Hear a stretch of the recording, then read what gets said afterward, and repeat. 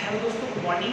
मैं अमरदीप, आपकी chemistry tutor, और आप सबका ग्लोबल केमिस्ट्री क्लासेस में अमरदीप से भी स्वागत है। लास्ट के लेक्चर में हम लोग क्वालिटेटिव प्रॉपर्टीज़ के टाइप्स के बारे में पढ़ रहे थे, जिसमें हम लोग 3 क्वालिटेटिव प्रॉपर्टीज़ के बारे में पढ़े। पहला RLBP, second depression in freezing point, और तीसरा एलिवेशन इन बॉइलिंग पॉइंट। तो आज हम लोग चौथे क्वालिटेटिव प्रॉपर्टीज़ के साथ शुरुआत करेंगे, और फोर्थ क्वालिटेटिव प्रॉपर्टीज़ है हमारा ऑस्मोटिक प्रेशर। तो हेडिंग लगाएंगे हम लोग ऑस्मोटिक प्रेशर।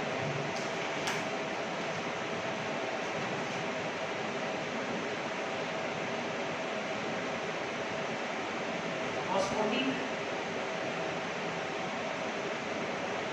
प्रेशर, जिसको हम लोग पाई से रिप्रेजेंट करते हैं। ऑस्मोटिक प्रेशर, सवाल ये है कि ऑस्मोटिक प्रेशर होता क्या है।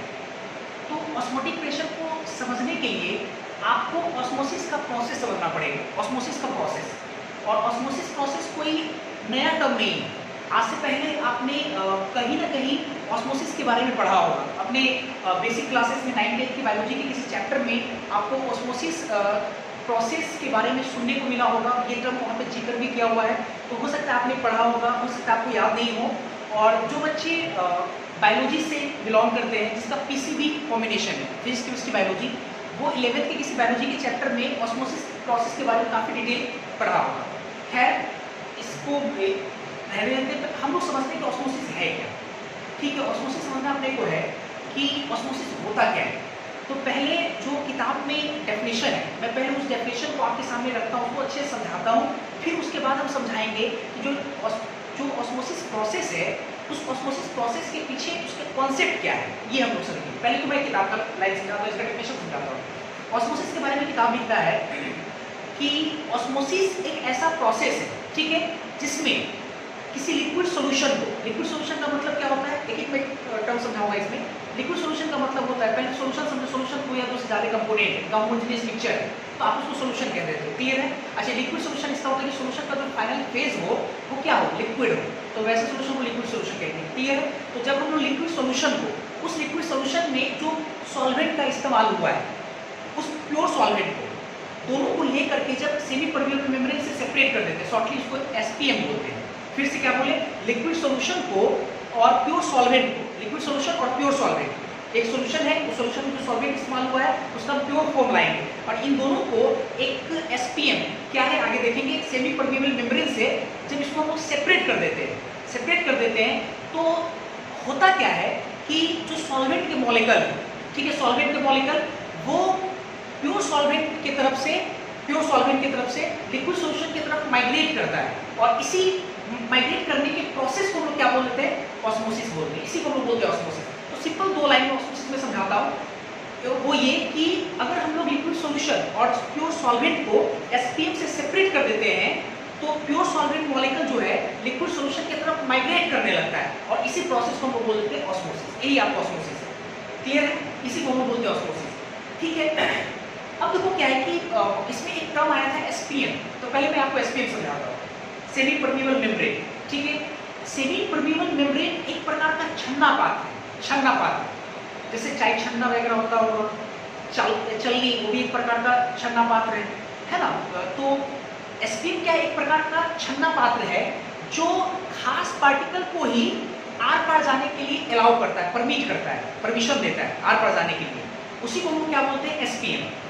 ठीक है, सेमी परमेबल मेम्ब्रेन। ठीक है, जैसे आप ऐसे समझो ना, जैसे चाय छन्ना क्या करता है कि वाटर के मॉलिक्यूल को आर पार जाने देता है, दूध पार्टिकल को आर पार जाने देता है, लेकिन चाय पत्ती के दाने को आर पार जाने नहीं देता है।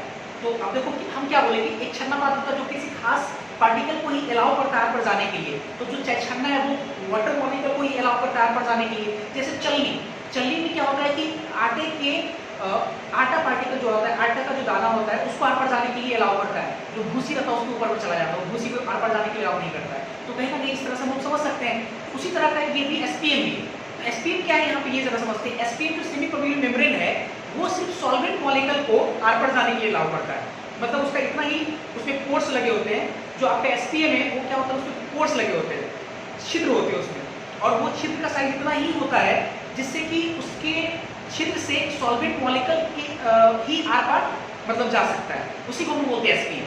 तो हम क्या समझाएं आपको कि लिक्विड सॉल्यूशन और सॉल्वेंट को जब हम लोग सेपरेट करते हैं, तो जो आपका एसपीएम है बीच में, वो एसपीएम के थ्रू क्या होता है कि सॉल्वेंट के मॉलिक्यूल, जो प्योर सॉल्वेंट है, ये प्योर सॉल्वेंट मॉलिक्यूल जो है वो लिक्विड सॉल्यूशन की तरफ माइग्रेट करता है, इसी प्रोसेस को हम लोग बोलते हैं ऑस्मोसिस। लेकिन एक चीज और क्लियर नहीं हुआ, वो ये कि सर आपने कहा कि सॉल्वेंट मॉलिक्यूल को अलाउ करता है आर पर जाने के लिए, तो इधर जो लिक्विड सॉल्यूशन है, इधर जो लिक्विड सॉल्यूशन है, समझना जरा अच्छे से, इधर जो लिक्विड सॉल्यूशन है, तो इस लिक्विड सॉल्यूशन में तो सॉल्वेंट है, और ये जो आपका इधर जो प्योर सॉल्वेंट है, ठीक है, इधर भी सॉल्वेंट है।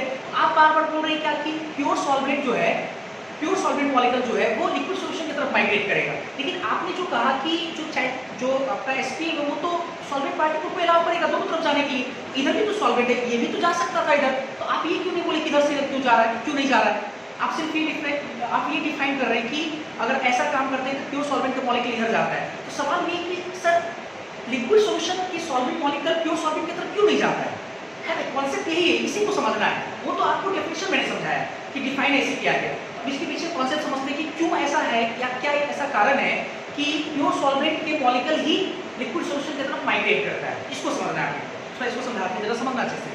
तो वो होता क्या है कि बढ़िया से पहला एक चीज ये कि जो मैंने आपको अभी डेफिनेशन बताया, हालांकि किताब में ऐसे लिखता है, लेकिन इस डेफिनेशन में एक छोटा सा लाइन जोड़ना बहुत जरूरी है। वो ये कि जो माइग्रेशन बोला जाता है ना, माइग्रेशन नहीं बोलना चाहिए, वो बोलना चाहिए net migration. Net migration, net migration का मतलब ये हुआ कि आप ऐसे समझो ना, जैसे नेट माइग्रेशन बोलना चाहिए, क्यों बोलना चाहिए?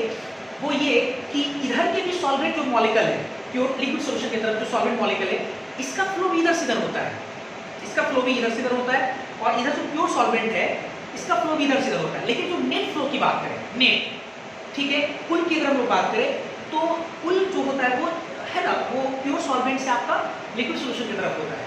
तो यही कारण है कि हम उसी बोल देते हैं कि सॉल्वेंट मॉलिक्यूल जो माइग्रेट करता है वो प्योर सॉल्वेंट से लिक्विड सॉल्यूशन की तरफ, ठीक है। लेकिन जानना ये कि सर जब ये ज़्यादा क्यों माइग्रेट किया, ये कम क्यों माइग्रेट किया, है ना, नेट माइग्रेशन में इसका ज़्यादा इसका कम क्यों, ये समझना आपने, ऐसे समझाते हैं आपको।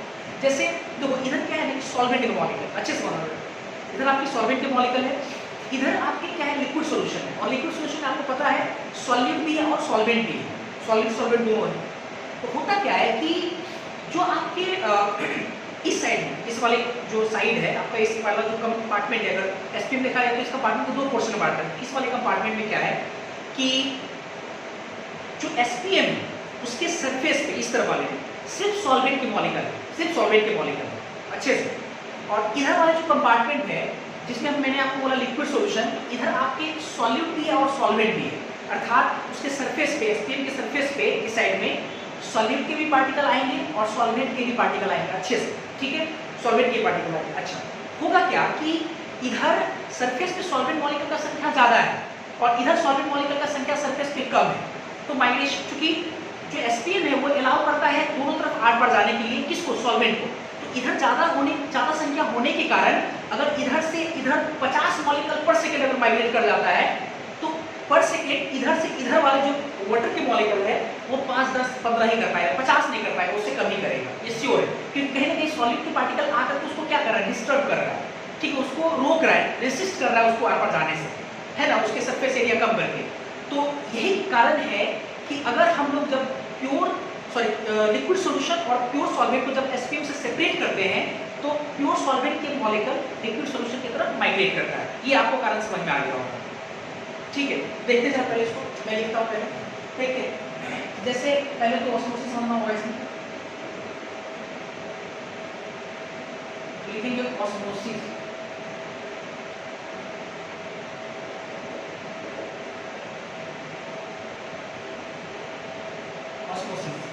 ऑस्मोसिस क्या है, लिखेंगे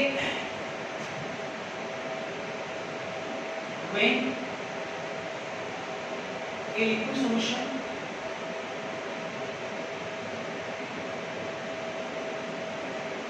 is kept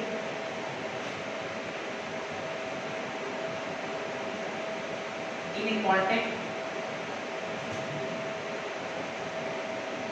with pure solvent and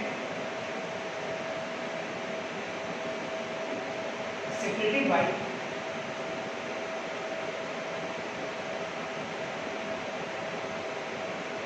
semi-permeable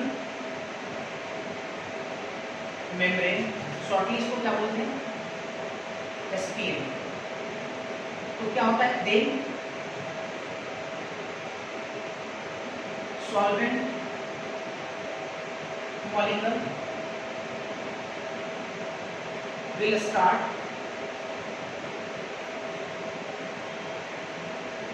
to migrate from कहाँ से,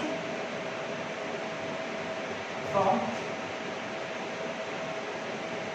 liquid solution, from pure solvent side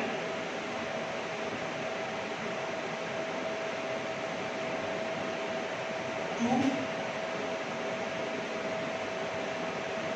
liquid solution side. This process is called, इसी को क्या बोलेंगे, इसी प्रोसेस को, this process is called osmosis।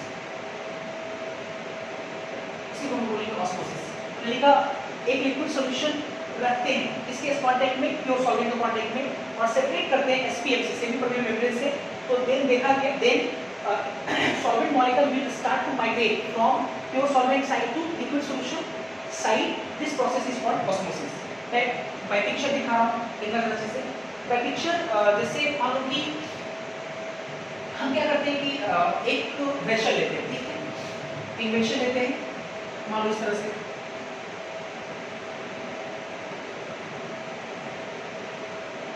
ठीक है, ये मान लो कि वेसल,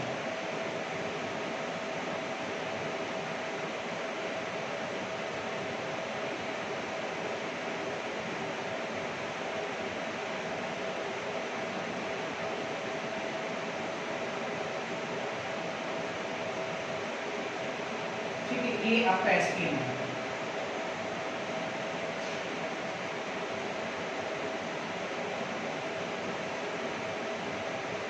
ठीक है, आपका SPM, ठीक है।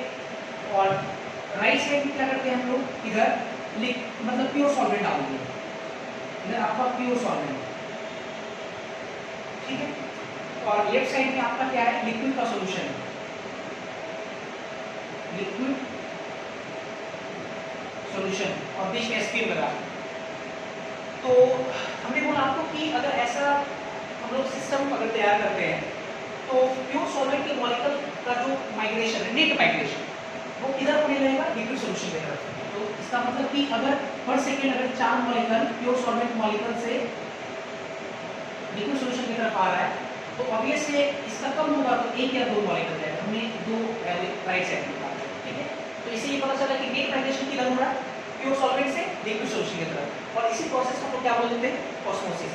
एक चीज और मैं कहना चाहूँगा यहाँ पे, वो ये कि कुछ बच्चे ऐसे सोचते हैं कि सर ऑस्मोसिस प्रोसेस होने के लिए हमेशा लिक्विड सॉल्यूशन को सॉल्वेंट, लिक्विड सॉल्यूशन और सॉल्वेंट को SPM से सेपरेट करना पड़ेगा। तो ऐसा नहीं है, आप 2 लिक्विड का सॉल्यूशन को ला करके भी SPM के साथ सेपरेट करके और ऑस्मोसिस का प्रोसेस आप करा सकते हैं, या हो सकता है, ऑस्मोसिस प्रोसेस हो सकता है। मैंने बोला कि आप फिर से समझना जरा, मैंने कहा कि बच्चे ये सोचते हैं कि सर हमेशा क्या ऑस्मोसिस होने के लिए, ऑस्मोसिस का घटना होने के लिए, फिनोमेना होने के लिए एक तरफ लिक्विड सॉल्यूशन होना चाहिए, दूसरी तरफ प्योर सॉल्वेंट होना चाहिए, और बीच में SPM। तो ऐसा नहीं है, आप 2 लिक्विड सॉल्यूशन को ला करके भी ऑस्मोसिस का प्रोसेस देख सकते हो। 2 लिक्विड सॉल्यूशन, जैसे मैं आपको नीचे दिखा रहा हूँ, जैसे एक वेसल मान लो के लिए, मान लो एक वेसल, ठीक है,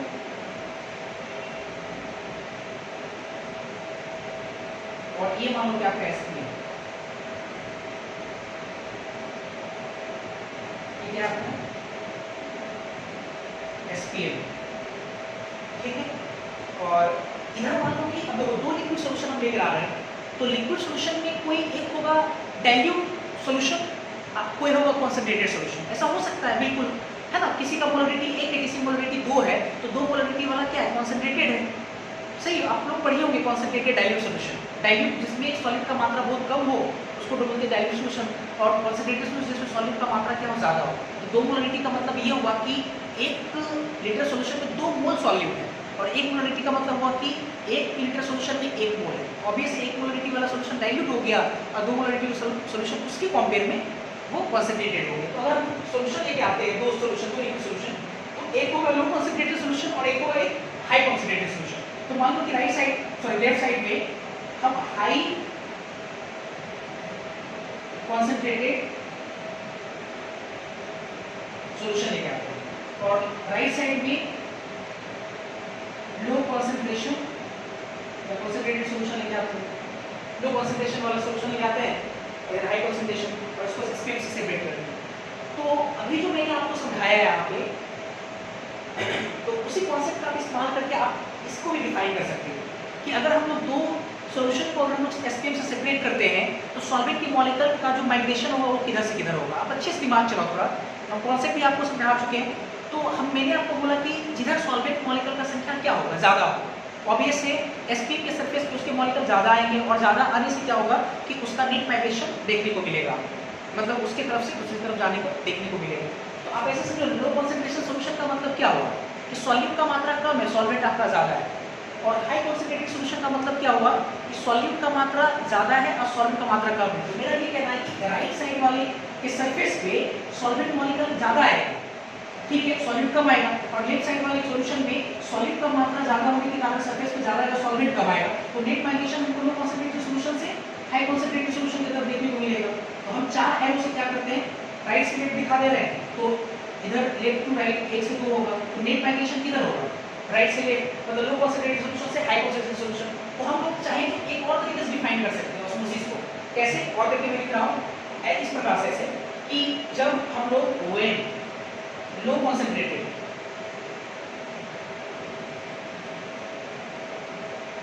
solution and high concentrated solution both are separated by SPM, then low concentrated solution and high concentrated solution both are separated by SPM, ठीक है। Then solvent molecule will start to migrate from इधर से इधर, low concentrated to high concentrated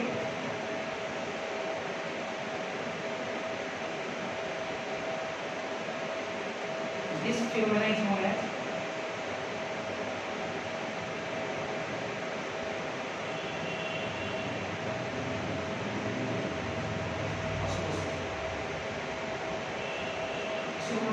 osmosis है।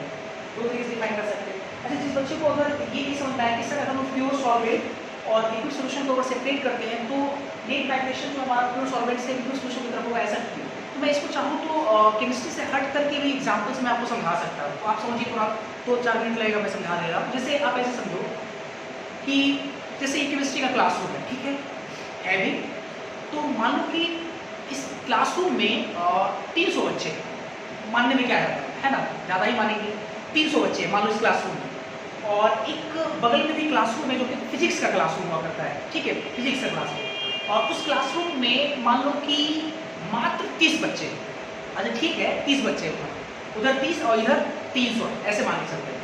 तो अब मान लो कि एट द सेम टाइम होता क्या है कि जब इस क्लासरूम में छुट्टी होता है, ठीक है, इस क्लासरूम के बच्चे जब मतलब ख़त्म हो जाता है क्लासरूम, मतलब सॉरी जब क्लास ओवर होता है तो इस क्लासरूम के बच्चे जो है वो फिजिक्स में चले जाते हैं, और फिजिक्स में जो 30 बच्चे हैं वो मान लो कि इस क्लासरूम में आ जाते हैं 30 बच्चे। थोड़ा सोच कर देखना कि जो दरवाज़ा है, इतना ही बड़ा दरवाज़ा है, तो अब जरा ऐसा समझो कि उधर से 30 बच्चे को इधर आना है, एट द सेम टाइम छुट्टी हो रहा है, 30 बच्चे को इधर आना है और इधर से 300 बच्चे को इधर जाना है। तो आप मेरे को एक चीज़ बताओ, अगर कोई गार्ड जो दरवाजे के पास खड़ा है, तो आप जरा सोच कर देखो, अगर मान लो वहाँ पे व्यूअर के रूप में अगर आप ऑब्जर्व करोगे तो आपको क्या दिखेगा ना कि जो 300 बच्चे इधर है, पर सेकेंड में इधर से उधर ट्रांसफर होने का जो चांसेस है, जो प्रोबेबिलिटी है, वो ज्यादा होगा और इधर से इधर आने की तुलना में, है कि नहीं? तो आप यही चीज समझो, मैंने आपको क्या बोला कि इधर प्योर सॉल्वेंट है, सॉल्वेंट मॉलिक्यूल का संख्या ज्यादा है, और इधर क्या है, सॉलिड के साथ सॉल्वेंट है, तो सॉलिड डिस्टर्ब भी कर रहा है, मतलब सॉल्वेंट है का संख्या कम है, तो होगा क्या कि इधर कम इधर ज्यादा है, तो ज्यादा होने के कारण ही मतलब ज्यादा वाला कम की तरफ फ्लो करता है। अब समझ गया होंगे क्या मैं कहना चाह रहा हूँ, ठीक है? इस तरीके से हम लोग अभी ऑस्मोसिस आ, अब समझना, अब इसके बाद हम लोग को समझ में आएगा कि ऑस्मोटिक प्रेशर क्या होता है। तो ये तो ऑस्मोसिस था, अब हम लोग समझते हैं कि ऑस्मोसिस है क्या, ऐसे समझ में आता है।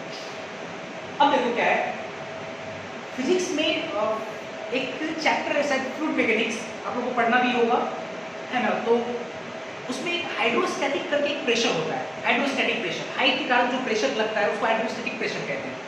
तो होता क्या है, आप ऐसे समझो कि जैसे मैं ये ले रहा हूँ, ये पिक्चर है, अच्छे समझना आपको कि जैसे ये इधर प्योर सॉल्वेंट है, इधर लिक्विड सॉल्यूशन है, तो ऑस्मोसिस जैसे जैसे होगा, बढ़िया से ऑस्मोसिस जैसे जैसे होगा वैसे वैसे होगा क्या कि सॉल्वेंट की मॉलिक्यूल, हम सोचो ना, ये 4 जा रहा है, इधर 2 जा रहा है, अब ये से इधर जो होगा उधर इधर क्या होगा, लिक्विड सॉल्यूशन की तरफ वो मतलब कि इसका वॉल्यूम क्या होगा, बढ़ेगा, है ना? वॉल्यूम बढ़ेगा।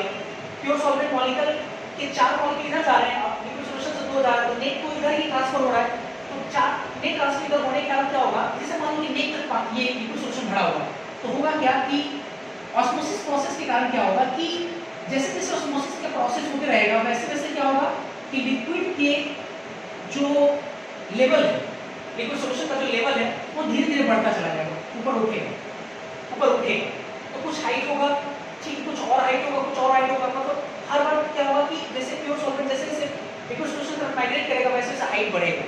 तो आप ऐसे समझो कि अभी इतना है, मान लो इतना है, तो इस हाइट के चलते, इतना पानी की जो लेवल जो बढ़ा है, इस हाइट के चलते इस सरफेस पे, लिक्विड सॉल्यूशन के जो सरफेस पे जो प्रेशर लग रहा है, जिसको हम बोलते हैं हाइड्रोस्टैटिक प्रेशर, उस प्रेशर को, उसी प्रेशर को हम लोग क्या बोल, सॉरी उसी प्रेशर को हम लोग क्या बोल देंगे, ऑस्मोटिक प्रेशर। ऐसा नहीं, मैं आपको समझाता हूँ कैसे। एक चीज बताओ, बढ़िया समझना, ऑस्मोसिस जब प्रोसेस होगा तो 10 सेकंड के बाद मान लो सॉल्वेंट मॉलिक्यूल गया तो कुछ हाइट बढ़ा, 20 सेकंड के बाद फिर गया, बहुत सारे सॉल्वेंट मॉलिक्यूल फिर हाइट बढ़ा, फिर हाइट, तो हर हाइट जो है, हर हाइट के चलते एक प्रेशर डेवलप हो रहा है लिक्विड सॉल्यूशन के ऊपर, तो हर हाइट के चलते लिक्विड सॉल्यूशन के ऊपर एक प्रेशर डेवलप हो रहा है, तो आप हर प्रेशर को तो ऑस्मोटिक प्रेशर नहीं बोल सकते हो, क्योंकि मैंने आपको कई बार बोला कि किसी भी टर्म्स को डिफाइन जब करते हैं तो वो टर्म्स में जो है पैरामीटर्स कांस्टेंट होना चाहिए, है ना? डिफाइन जो करते हैं वो कांस्टेंट होना चाहिए, वो एक तरीके से डिफाइन करते हैं, क्योंकि हर बार आप क्या करो 10 मिनट के बाद, हर 10 मिनट 20 मिनट के बाद हर बार क्या होगा, बदल जाता है, तो ऐसा नहीं होगा। अब फिर वो होता कैसे, समझेंगे अच्छे से, देखो बढ़िया समझ लो। तो होता क्या है समझते हैं, जैसे प्योर सॉलिड मॉलिक्यूल, बढ़िया से प्योर सॉलिड मॉलिक्यूल से सॉल्वेंट मॉलिक्यूल जब लिक्विड सॉल्यूशन की तरफ माइग्रेट करता है, लिक्विड सॉल्यूशन की तरफ जब माइग्रेट करता है, तो ठीक है माइग्रेट करता है, तो इधर क्या होगा कि सॉल्वेंट मॉलिक्यूल का संख्या बढ़ेगा, बढ़िया समझना है, सॉल्वेंट मॉलिक्यूल का संख्या क्या होगा, बढ़ेगा, और इधर सॉल्वेंट मॉलिक्यूल का संख्या धीरे धीरे क्या होगा, घट रहा है।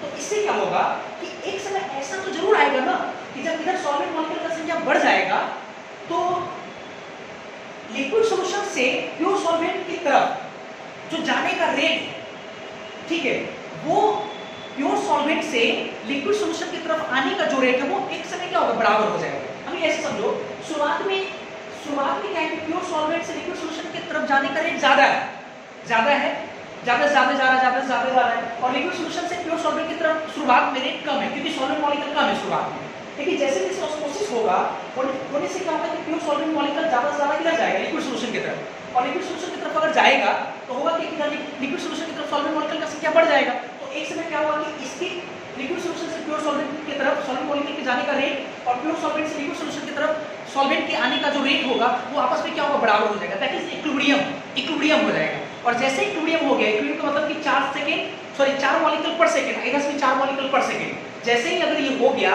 तो उस समय क्या होगा, दोनों सॉल्यूशन में जो सॉल्वेंट मॉलिक्यूल का जो संख्या वो कांस्टेंट हो जाएगा, वो बढ़ेगा और घटेगा नहीं, सो कांस्टेंट हो जाएगा। जब कांस्टेंट हो गया तब तो भाई एक प्रॉपर एक हाइट तो हो जाएगा, उसके बाद हाइट बढ़ेगा भी नहीं, तो मान लो कि इस हाइट के बाद ही नहीं बढ़ रहा है, तो ये h मान लो हाइट है, इस हाइट के चलते इतने जो लिक्विड उठा है, इस हाइट के चलते इसके ऊपर जो प्रेशर लग रहा है, इसी प्रेशर को हम लोग क्या बोलेंगे, ऑस्मोटिक प्रेशर। इसमें भी ऐसा ही होगा, मान लो कि धीरे धीरे लेवल बढ़ रहा है, जैसे जैसे बढ़ रहा है, तो सॉल्वेंट मॉलिक्यूल का संख्या बढ़ेगा, इधर घटेगा, तो एक समय क्या होगा कि ये जो हाई कंसंट्रेटेड वो भी लो कंसंट्रेटेड, और दोनों कंसंट्रेशन बराबर हो जाएगा। इससे बराबर हो गया, इसका मतलब कि उसमें इक्विलिब्रियम पे ये इक्विलिब्रियम अचीव कर लेगा। इक्विलिब्रियम जैसे ही अचीव करेगा तो एक प्रॉपर हाइट में इक्विलिब्रियम को अचीव करेगा। इसी हाइट के चलते जो प्रेशर रहेगा, इसी प्रेशर को हम लोग क्या बोलेंगे, हाइड्रोस्टैटिक प्रेशर, और इसी हाइड्रोस्टैटिक प्रेशर को हम लोग बोल देते हैं osmotic pressure.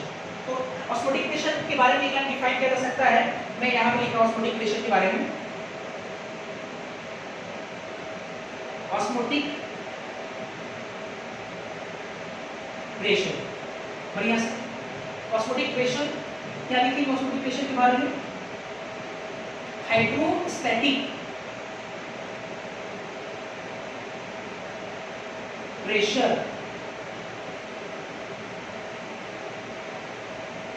Develop on liquid solution या high concentrated solution, high concentrated solution at equilibrium. कहाँ, कब, एट इक्विलिब्रियम, इक्विलिब्रियम पर, क्योंकि हर बार हाइट बढ़ रहा है। At equilibrium is called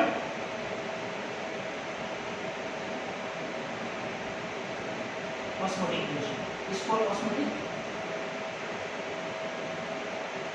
pressure, इसी को बोलेंगे ऑस्मोटिक प्रेशर। और जो बच्चे फिजिक्स पढ़े होंगे और वो हाइड्रोस्टैटिक, हाइट के चलते जो प्रेशर लगता है, मतलब हाइड्रोस्टैटिक जो प्रेशर होता है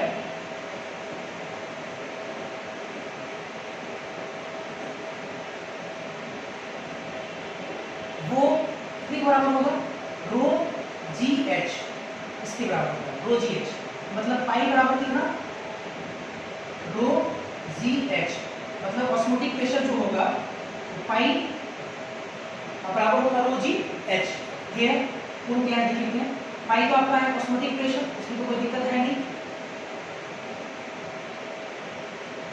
रो क्या है आपका, रो डेंसिटी होता है, डेंसिटी किसका, डेंसिटी लिक्विड सॉल्यूशन का या हाई कॉन्सेंट्रेटेड सॉल्यूशन का, ठीक है, उसी पे हाई कंसंट्रेशन लग रहा है, तो डेंसिटी ऑफ लिक्विड सॉल्यूशन या हाई कॉन्सेंट्रेटेड सॉल्यूशन। जी क्या है, जी आप लोग 9 में पढ़े होंगे, g 9.8 acceleration due to gravity, acceleration due to gravity, है ना, 9.8 होता है, और सीजीएस में 980 होता है, शायद आप लोग फिजिक्स में इसे पढ़ना है, ग्रेविटी। और एच क्या है, हाइट, कब का हाइट देंगे, एटिक्यूलियम, एटिक्यूलियम स्टेज, जब इक्विलिब्रियम स्टेज पे चला जाएगा तब हम लोग हाइट मेजर करेंगे। तो ये आपको ऑस्मोटिक प्रेशर हो। अच्छा, एक चीज और मैं कहना चाहूँगा कि जैसे कि ऑस्मोटिक प्रेशर तो मैंने डिफाइन किया फिजिक्स के हिसाब से, तो केमिस्ट्री में ऑस्मोटिक प्रेशर का भी डेफिनेशन थोड़ा अलग है। केमिस्ट्री में ऑस्मोटिक प्रेशर का डेफिनेशन थोड़ा अलग है, लेकिन वो डेफिनेशन और ये डेफिनेशन अगर देखा जाए तो कहीं ना कहीं दोनों डेफिनेशन अगर अच्छे से रिकॉग्नाइज किया जाए तो डेफिनेशन दोनों क्या है, तकरीबन सेम है, तकरीबन क्या पूरा सेम है, बस डिफाइन करने का जो अंदाज है वो बस अलग है, ठीक है। तो किताब कैसे लिखता है मैं आपको समझाता हूँ। ऑस्मोटिक प्रेशर तो ये आपका हो गया कि हाइड्रोस्टैटिक प्रेशर जो डेवलप होता है, हाइट के चलते जो डेवलप हुआ है, जो हाइट बढ़ा है उसके चलते डेवलप हो रहा है सॉल्यूशन पे, है ना, उसी को हम बोल रहे हैं ऑस्मोटिक प्रेशर। किताब ऑस्मोटिक प्रेशर के बारे में क्या लिखता है कि जैसे कोई मान लो कि एक कंटेनर है, ठीक, बढ़िया से बना कंटेनर है, इधर लिक्विड सॉल्यूशन इधर सॉल्वेंट, ये वाला सिस्टम मानो ना, लिक्विड सॉल्यूशन उधर क्या प्योर सॉल्वेंट। तो अपने को पता है, आपको भी पता है कि अगर SPM उन दोनों को सेपरेट कर दिए तो प्योर सॉल्वेंट के मॉलिक्यूल क्या होंगे, लिक्विड सॉल्यूशन की तरफ माइग्रेट करेगा। क्यों माइग्रेट करेगा? तो मैंने आपको समझाया कि इधर मॉलिक्यूल ज़्यादा है, ज़्यादा होने से क्या होगा कि फोर्स ज़्यादा लगाएगा, फोर्स पर एरिया को हम लोग प्रेशर भी कहते हैं, फोर्स ज़्यादा लगाएगा। इधर से मतलब लिक्विड सॉल्यूशन से प्योर सॉल्वेंट की तरफ फोर्स कम लगाएगा, क्योंकि सॉल्वेंट मॉलिक्यूल का संख्या कम होने के कारण प्रेशर कम लगाएगा, है ना, प्रेशर मतलब फोर्स कम लगाएगा, प्रेशर कम लगेगा।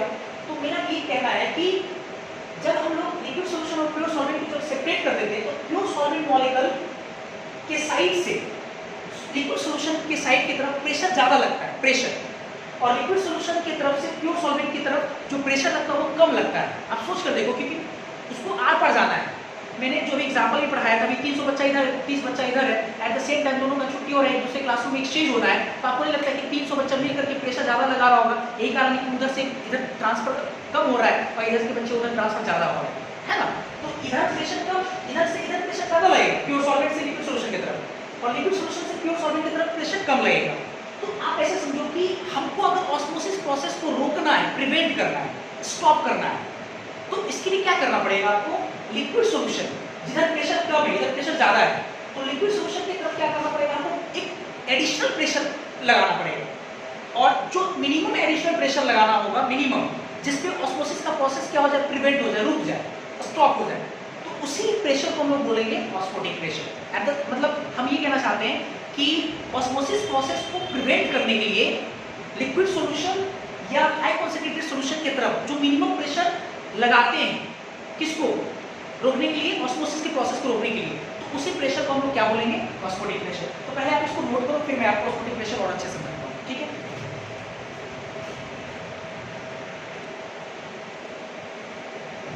तो हम लोग ऑस्मोटिक प्रेशर का एक सेकेंड डेफिनेशन में आप लिख देना।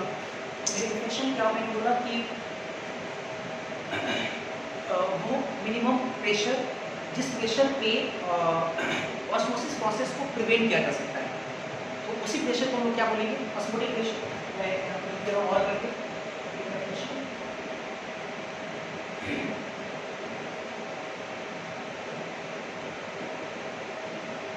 Minimum pressure exert minimum pressure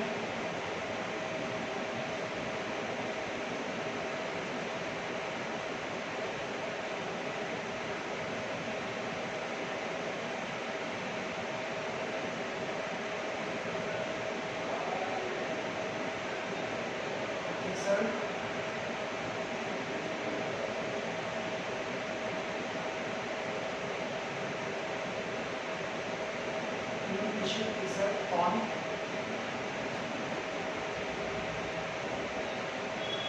liquid solution या high concentrated solution to prevent या to stop the process of osmosis is called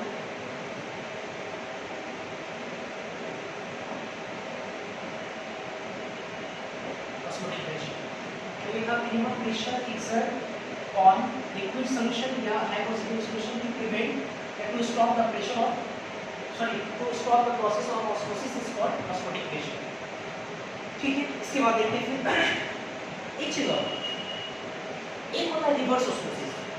reverse osmosis का मतलब क्या होता है? ऑस्मोसिस का जस्ट उल्टा है। तो ऑस्मोसिस का मतलब हुआ कि लिक्विड सॉल्यूशन से प्योर सॉल्वेंट से लिक्विड सॉल्यूशन की तरफ माइग्रेशन को, सॉल्वेंट मॉलिक्यूल के माइग्रेशन को हम बोले ऑस्मोसिस। तो अगर हम लोग किसी भी प्रकार से उल्टा कर दें, मतलब लिक्विड सॉल्यूशन के तरफ से सॉल्वेंट मॉलिक्यूल का माइग्रेशन प्योर सॉल्वेंट की तरफ कर दे, तो ऐसे प्रोसेस को हम लोग क्या बोल सकते हैं? Reverse osmosis. ये कब हो सकता है? तो आप ऐसे समझो, मैंने आपको ऑस्मोटिक प्रेशर के बारे में क्या बोला कि वो प्रेशर जिस प्रेशर पे आपका ऑस्मोसिस प्रोसेस रोका जा सकता है। अगर मान लो कि इस मिनिमम प्रेशर से अगर हम लोग ज़्यादा प्रेशर लगा देते हैं, मिनिमम प्रेशर मतलब ऑस्मोटिक प्रेशर, अगर हम लोग ऑस्मोटिक प्रेशर से ज़्यादा प्रेशर लिक्विड सॉल्यूशन या हाई कॉन्सेंट्रेटेड सॉल्यूशन की तरफ अगर लगाएंगे, तो होगा क्या कि लिक्विड सॉल्यूशन या हाई कॉन्सेंट्रेटेड सॉल्यूशन का जो प्रेशर होगा वो प्योर सॉल्वेंट या लो कॉन्सेंट्रेटेड सॉल्यूशन के प्रेशर से ज़्यादा हो जाएगा, और ज़्यादा होने की वजह से इधर की सॉल्वेंट मॉलिक्यूल उधर माइग्रेट करना स्टार्ट कर जाएगा। तो इसी को हम क्या बोल सकते हैं? Reverse osmosis. और इसी प्रोसेस का इस्तेमाल करके सी वाटर को प्यूरिफिकेशन में, सी वाटर की प्यूरिफिकेशन में काम किया जाता है। तो लिख सकते हैं यहाँ पे हम लोग ये कि प्रेशर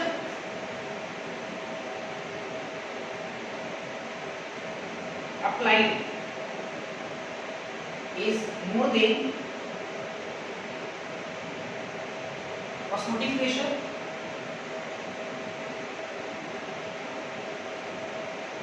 then तो क्या होगा? Solvent molecule will start to migrate कहाँ से, from liquid solution या high concentrated solution to इधर pure solvent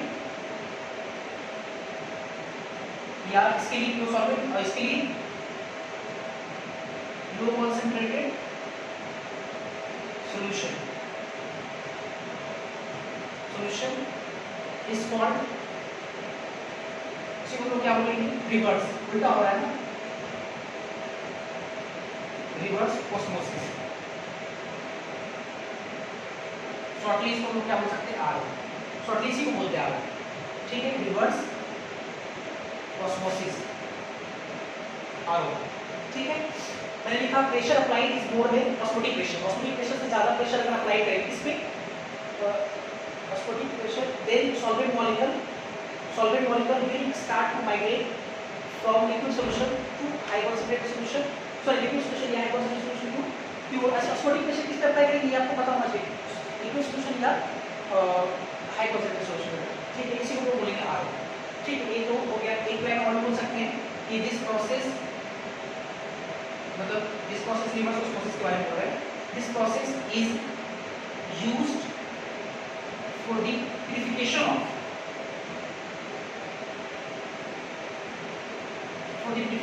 of sea water।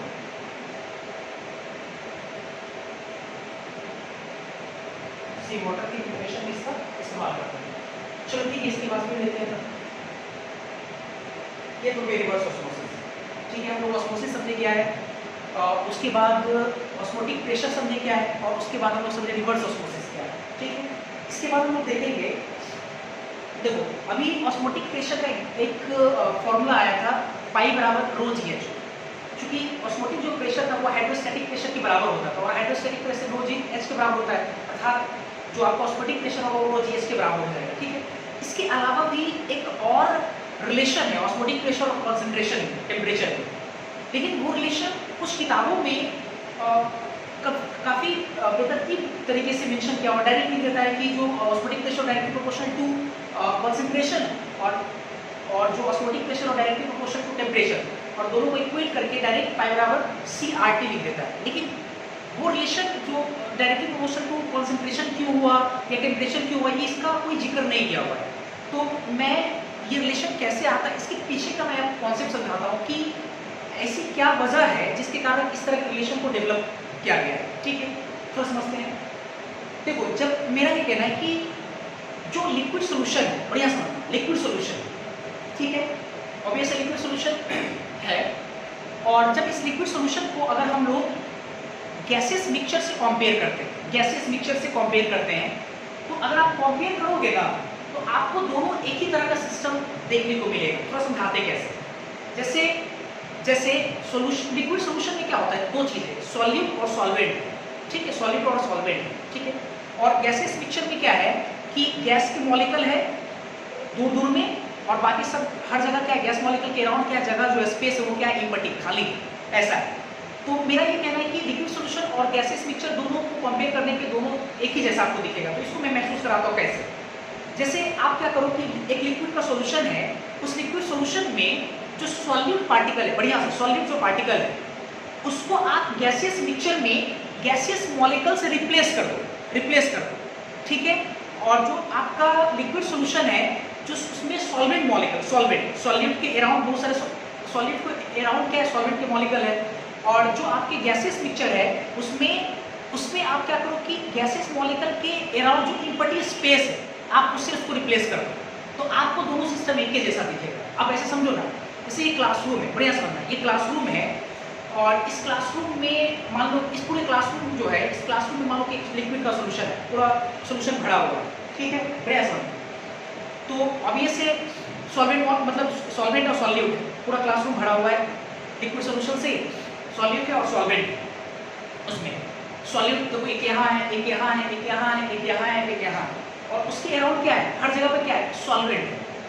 जैसे आप चीनी पानी का शरबत ही समझो, चीनी कहीं कहीं पे होगा, है ना, पानी हर जगह पे होगा। तो वही चीज मैं बोलना चाह रहा हूँ कि ये पूरे सिस्टम को अगर हम लिक्विड सोल्यूशन मान रहे हैं तो सॉलिड मॉलिक्यूल कहीं कहीं पे मिल रहा है ऐसे, ठीक है, कहीं कहीं पे।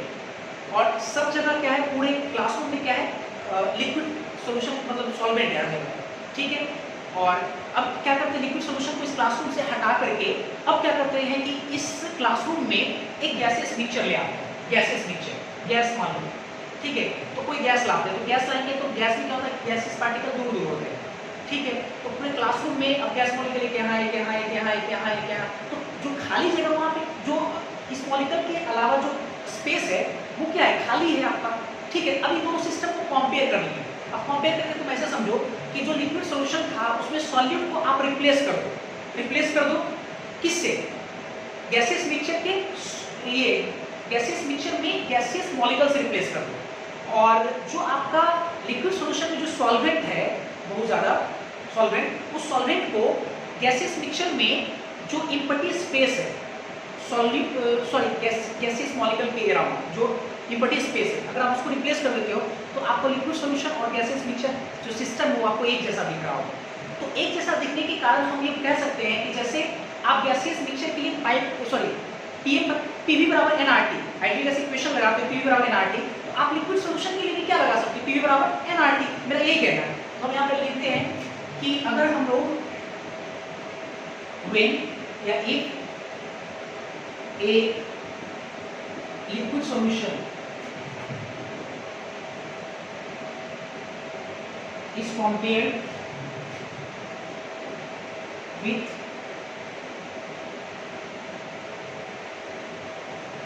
a gaseous mixture and, ठीक है, solute particle in liquid solution are replaced by gaseous molecule in gaseous mixture, ठीक है। साथ ही साथ as well as solvent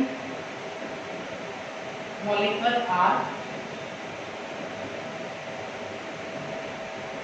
replaced by किससे, empty, खाली जगह, empty space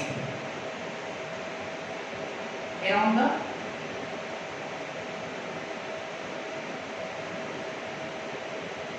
gaseous mixture। gaseous mixture के या gaseous molecule के, gaseous molecule के around जो empty space, तो then तो क्या होगा, एक लिक्विड सॉल्यूशन को कंपेयर करके गैसियस मिक्सचर से and solid particle in liquid solution are replaced by gaseous molecule in gaseous mixture as well as solvent molecule are replaced by empty space around the gaseous mixture, then both system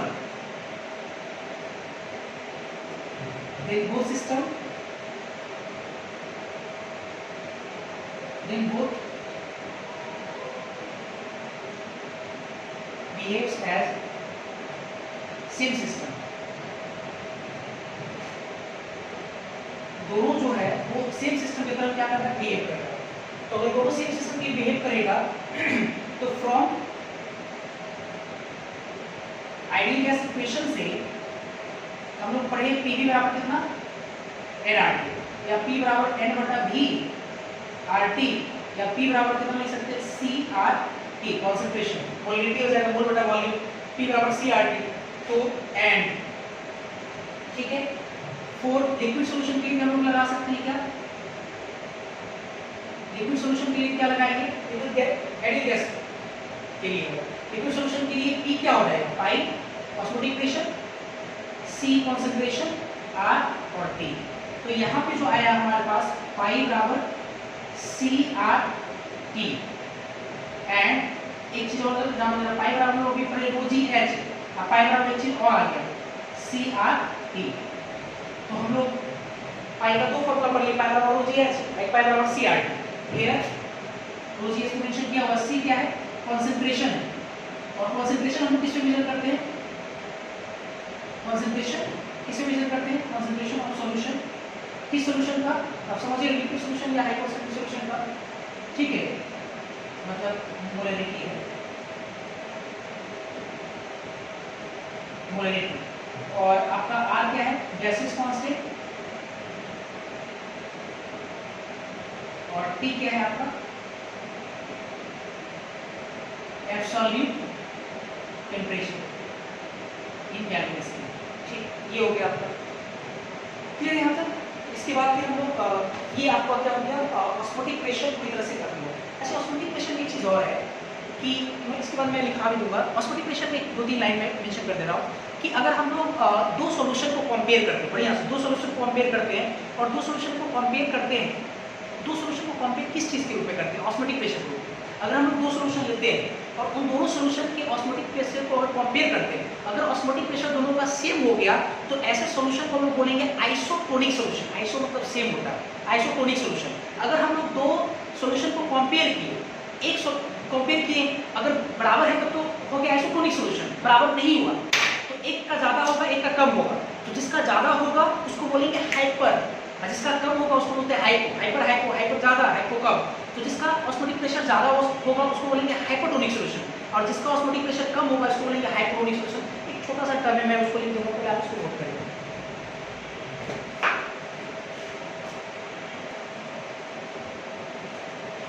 इसके बाद हमने भी पहले आपको isotonic solution समझाया था। Isotonic का मतलब मैंने बोला कि अगर ऑस्मोटिक प्रेशर दो लिक्विड सॉल्यूशन का कंपेयर करते हैं और अगर उनकी ऑस्मोटिक प्रेशर क्या हो, same, if their osmotic pressure are same, तो ऐसे सॉल्यूशन को क्या बोलते हैं, आइसोटोनिक सॉल्यूशन, मतलब आपस में आइसोटोनिक सॉल्यूशन कहे जाएंगे, अर्थात पाइओ बराबर पाई, ठीक है। और फिर मैंने लिखा कि देयर डिफरेंट ऑस्मोटिक प्रेशर, अगर उनके ऑस्मोटिक प्रेशर बराबर नहीं, अलग हो, then the solution having higher osmotic pressure is called hypertonic solution.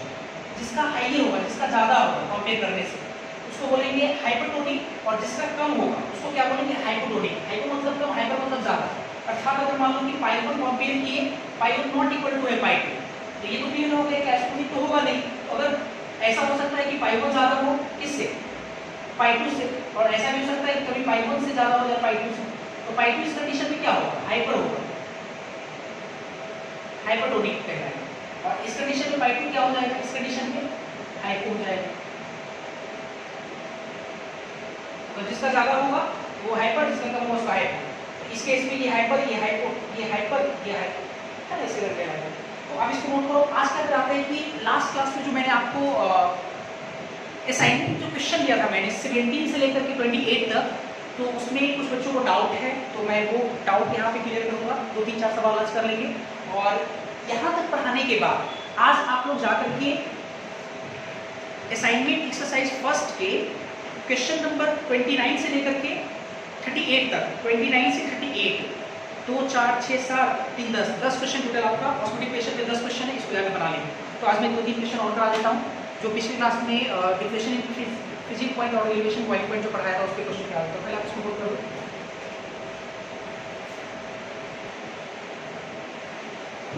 हमने असाइनमेंट का 2 क्वेश्चन लिया अभी, क्वेश्चन 18 और क्वेश्चन 20। 18 नंबर सवाल क्या है, इसको समझाता हूँ फिर सॉल्व करता हूँ, ठीक है। 18 नंबर सवाल में एक solution containing 3.24 gram of a non volatile non electrolyte, मतलब जो सॉल्यूट इतना ग्राम एक नॉन वोलेटाइल आपको पता है नॉन इलेक्ट्रोलाइट, आयनिक में इलेक्ट्रोलाइट और नॉन इलेक्ट्रोलाइट के बारे में मैंने पढ़ाया, ठीक है, वही चीज़ है। And 200 gram of water boils at 100.130 degree Celsius at 180 pressure. तो ऐसे समझो ना, एक नॉन वोलेटाइल सॉल्यूट जिसका 3.24 ग्राम को पानी के 200 ग्राम में मिलाया गया और वो सॉल्यूशन जो है वो बॉइल्स करता है, बॉइल्स सॉल्यूशन जो बॉइल्स करता है वो कितने पे, 100.130 डिग्री सेल्सियस पे, 180 प्रेशर पे, 180 प्रेशर पे। तो आपसे बोला गया कि what is the molecular weight of the solid, ये जो नॉन वोलेटाइल इसी को सॉलिड बोला जा रहा है, तो ये नॉन वोलेटाइल सॉलिड का मॉलिक्यूलर वेट कितना होगा, मॉलिक्यूलर वेट कितना होगा, अगर Kf और एक से दिया Kf फॉर वाटर दिया हुआ 0.513 डिग्री सेल्सियस पर मोलरिटी दिया हुआ, जो इन्फॉर्मेशन दिया हुआ है उसको पहले बता दे रहा हूँ। जैसे एक सॉल्यूशन जिसमें आपका नॉन वोलेटाइल सॉल्वेंट है और वाटर आपका क्या है, सॉल्वेंट है, तो सॉल्यूशन में दो चीजें होता है, एक सॉल्वेंट और दूसरा सॉल्वेंट। सॉल्वेंट तो क्लियर है कि आपका पानी है स्टूल, और सॉल्वेंट आपका नॉन वोलेटाइल है, मेंशन कुछ भी नहीं किया हुआ आपका नॉन वोलेटाइल, ठीक है। और क्या मेंशन किया है कि सॉल्यूट जो आपका है, सॉल्यूट का वेट दिया हुआ W सॉल्यूट 3.24 ग्राम, और वेट ऑफ सॉल्वेंट जो है वो दिया हुआ है 200 ग्राम दिया हुआ है वाटर के लिए। और ये जो सॉल्यूशन कंटेनिंग कितना gram non volatile solute, 200 gram of water boils at 100.130 degree Celsius. ये बॉइलिंग पॉइंट किसका दिया हुआ है, सॉल्यूशन का दिया हुआ है। तो सॉल्यूशन के बॉइलिंग पॉइंट को हम लोग टीवी बोलते हैं, टीवी नॉट, तो टीवी बोलते हैं, आपको याद होगा टीवी कितना है 100.130 डिग्री सेल्सियस, ये दिया हुआ है, ठीक है। 180 की प्रेशर पे, तो 180 की प्रेशर पे टीवी नॉट कितना होगा, 180 का मतलब कितना हो गया, पानी के लिए वाटर आपका सॉल्वेंट है, तो 180 की प्रेशर पे पानी का बॉइलिंग पॉइंट कितना होता है, पर हाँ ये सब चीजें 100 डिग्री सेल्सियस होता है, 100 डिग्री सेल्सियस मैंने भी बोले एट 180 प्रेशर, एट 180, ठीक है, 100 डिग्री सेल्सियस होता है। अच्छा इसके बाद देखते हैं जरा, और केवी दिया हुआ है, केवी कितना दिया हुआ है 0.513 डिग्री सेल्सियस पर किलोमीटर। नाउ हमको निकालना क्या है, हमको निकालना है मॉलिक्यूलर वेट ऑफ सॉल्यूट निकालना है। तो आपको गिवन डेटा के अकॉर्डिंग आप कौन सा फॉर्मूला लगाना चाहेंगे, ऑब्वियस से एलिवेशन बॉइलिंग पॉइंट इसलिए लगाना चाहेंगे क्योंकि केवी दिया हुआ है और टीवी नॉट टीवी वगैरह दिया हुआ, तो डेल्टा टीवी निकल जाएगा, और केवी दिया हुआ तो मोलरिटी वगैरह की इंफॉर्मेशन थोड़ा देखने से लग रहा है कि अधूरा है, उस अधूरे वाले में ही करने के मॉलिक्यूलर वेट चाहिए, वहां से मॉलिक्यूलर वेट निकल जाएगा। इसे देखते हैं नाउ, डेल्टा टी वी बराबर K V into molarity M. Delta T V कितना लिख सकते हैं, elevation M T V minus T V not बराबर के वी, और मोलरिटी कितना लिख सकते हैं, मोल बटा, आपको याद होगा मोलरिटी कैसे डिफाइन किया, मोल बटा वेट, अगर इन ग्राम लेते हैं सॉल्वेंट का वेट इन ग्राम, तो इनटू कितना करना पड़ेगा 1000, आपको याद होगा ये सब चीजें। वैल्यूज रखते हैं, टीवी कितना है आपका 100.130 माइनस टीवी नॉट 100 बराबर केवी कितना 0.513 केवी आपका होगा इनटू मोल के जगह क्या लिखेंगे, मोल सॉलिड का मोल, तो गिवन मास कितना है 3.24, और मोलर मास को निकालना है, एम यही निकालना है आपको मोलर मास, और नीचे जो सॉल्वेंट का वेट चाहिए ग्राम में कितना दिया हुआ है इनटू 200, और ऊपर में 1000, तो यहाँ से निकल जाएगा, ये एम निकल जाएगा, ये आपका क्या होगा आंसर होगा। अब सॉल्व करेंगे इसको, इसमें आते जरा, इस क्वेश्चन में कह रहा है कि एक एक्वस सॉल्यूशन है, एक्वस का मतलब क्या होता है पानी, तो एक्वस मतलब वाटर का बना हुआ एक सॉल्यूशन है, तो एक aqueous solution of a non volatile solute, मतलब नॉन वोलेटाइल सॉल्यूट को पानी में डाल करके एक सॉल्यूशन तैयार किया गया, जिसको एक्वस सॉल्यूशन बोलते हैं, ठीक है, एट 100.17 डिग्री सेल्सियस, मतलब जो सॉल्यूशन है लिखा हुआ solid boils at 100.17 degree Celsius, मतलब सॉल्यूशन का बॉइलिंग पॉइंट दिया 100.17 डिग्री सेल्सियस। फिर बोला जाए at what temperature will the solution freeze, मतलब सॉल्यूशन का फ्रीजिंग पॉइंट आपसे पूछ रहा है कि किस टेंपरेचर पे वो सॉल्यूशन फ्रीज करेगा, अर्थात टीएफ आपसे पूछ रहा है, टीएफ नॉट नहीं, टीएफ पूछ रहा है, और केएफ दिया हुआ वाटर का 1.86 डिग्री सेल्सियस पर मोलरिटी। मैंने आपको कई बार बोला था पानी का इंफॉर्मेशन केवी केएफ का नहीं दिया हुआ है, तो आप उसके वैल्यूज को याद रखिए, यहाँ भी कह रहा था मैंने आपको केएफ का याद कराया तो 1.86 डिग्री सेल्सियस पर मोलरिटी, और केवी का वैल्यू था 0.153, तो खैर मैं जो है उसको ध्यान देता हूँ। गिवन क्या क्या है, गिवन सॉल्यूशन का तो बॉइलिंग दिया हुआ टीवी बराबर कितना 100.17 डिग्री सेल्सियस, ठीक है 100.17 डिग्री सेल्सियस, और मेरे को पता है टीवी नॉट, क्योंकि पानी है, पानी का बॉइलिंग पॉइंट कितना होता है, पानी का बॉइलिंग पॉइंट होता है 100, ठीक है डिग्री सेल्सियस। अच्छा इसके अलावा सॉलिड का फ्रीजिंग पॉइंट आपसे पूछ रहा है, सॉरी सॉलिड का सॉल्यूशन का फ्रीजिंग पॉइंट टीएफ पूछ रहा है आपसे, और टीएफ नॉट आपको पता है, टीएफ नॉट कितना 0 degree Celsius, freezing point of pure solvent, solvent आपका वाटर है, ठीक है, ये फॉर वाटर होने के कारण H2O के लिए ये भी 4, ठीक है, और KF दिया हुआ है, KF 1.86 डिग्री सेल्सियस पर मोलरिटी, आप केवी भी समझ सकते हो, केवी कितना 0.513 डिग्री सेल्सियस पर मोल, ठीक है, उतना दिया हुआ। तो नाउ हमको निकालना क्या है, हमको निकालना है फ्रीजिंग पॉइंट। तो पहले तो आप देखो इसे डेल्टा टी भी लगाओ पहले, तो डेल्टा टी भी बराबर कितना होगा, केवी इनटू मोलरिटी। डेल्टा टी भी कितना लिख सकते हैं हम लोग 100.17 और माइनस 100, तो बराबर कितना केवी, केवी का वैल्यू पता है आपको 0.513 इनटू मोलरिटी। तो यहाँ से मोलरिटी हम लोग निकाल लेंगे, 700 दिखा 0.17 बटा 0.513, ये मोलरिटी निकल जाएगा। अगेन इसके बाद हम लोग क्या करेंगे कि डिप्रेशन फ्रीजिंग पॉइंट लगाएंगे, डेल्टा टी एफ बराबर के एफ इनटू मोलरिटी, ठीक है। डेल्टा टी एफ में क्या होगा, T F not minus T F depression होता है, के एफ इनटू मोलरिटी। तो के एफ का वैल्यू तो आपको पता है, ऐसे वैल्यू लिखा है के F into molarity.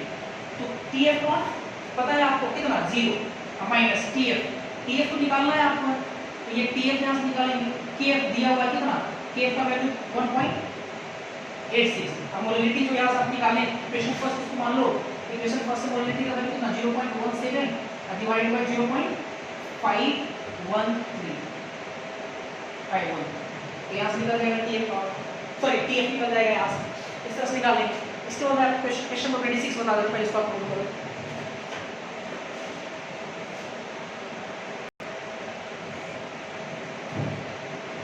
Question number 26, इस क्वेश्चन में बहुत सारे बच्चों को प्रॉब्लम ही था, तो मैं इसको डिस्कस करने जा रहा हूँ।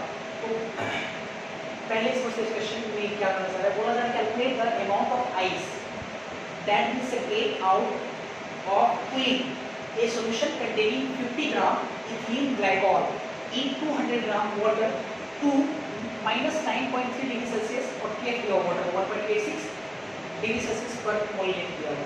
क्वेश्चन को समझाने से पहले मैं आपको थोड़ा सा जो है ना कूलेंट के बारे में समझाता हूँ, कूलेंट के बारे में। जैसे जैसे ऐसे समझते हैं, जैसे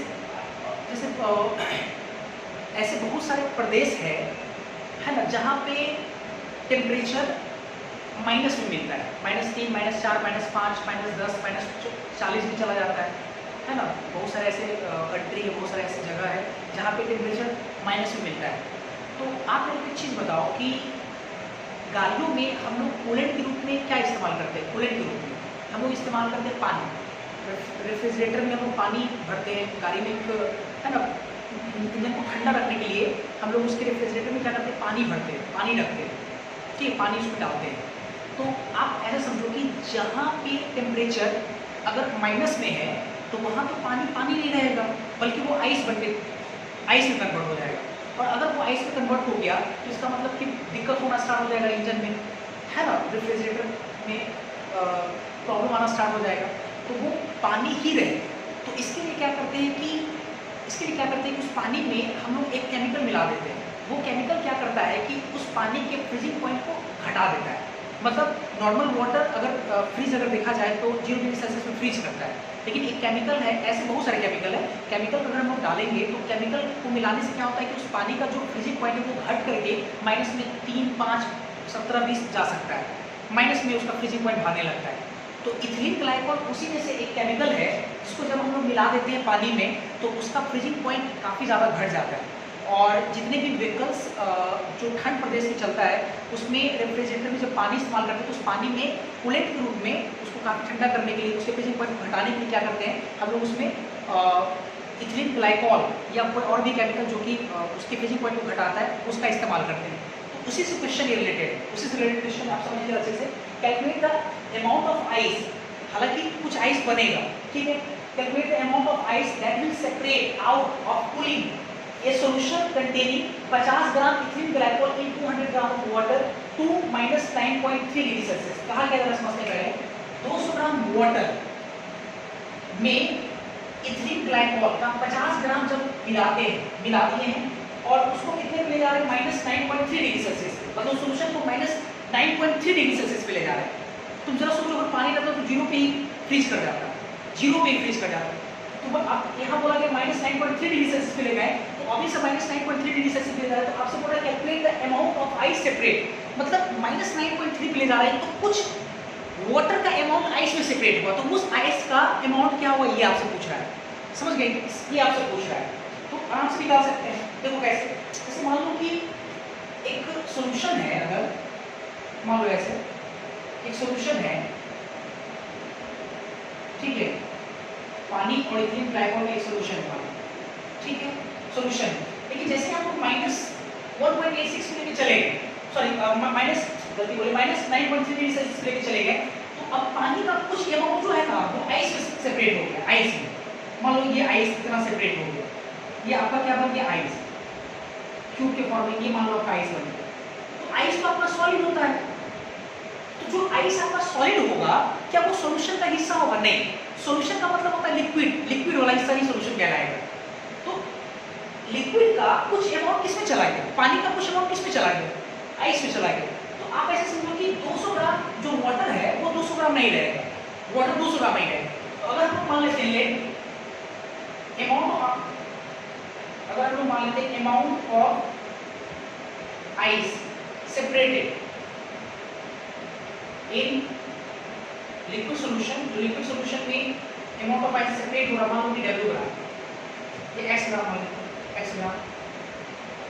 ग्राम सेपरेट हो गया।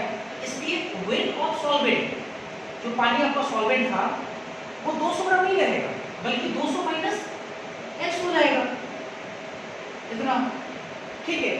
और वेट ऑफ सॉल्वेंट कितना रहेगा, वो तो आपका नोट होना चाहिए, वो कितना है, इथीन ग्लाइकॉल है आपका, कितना है, 50 ग्राम, 50 ग्राम। आप उसमें से सवाल इसलिए बनाओगे कि इथीन ग्लाइकॉल को फॉर्मूला नहीं जानते। इथीन ग्लाइकॉल का फॉर्मूला होता है CH2OH, CH2OH, इसको इथीन ग्लाइकॉल कहते हैं।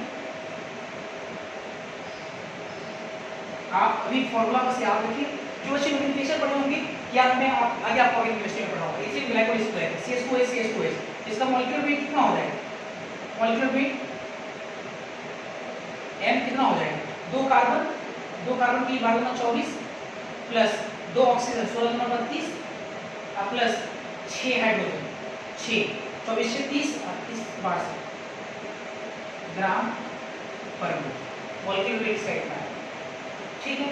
तो इसे देखते हैं परिणाम, हम लोग यहाँ पे लाते हैं और केफ दिया हुआ है, तो फॉर्मूला के हिसाब से क्या लगाएंगे, फ्रीजिंग पॉइंट है ना, ये -9.3 किसका है, सॉल्यूशन का है, अर्थात TF का है, TF -9.3 डिग्री सेल्सियस, और TF नॉट कितना होगा, 0 डिग्री सेल्सियस, है ना। नाउ तो हम लोग लगाते हैं डेल्टा TF बराबर KF इनटू मोलर लिक्विड।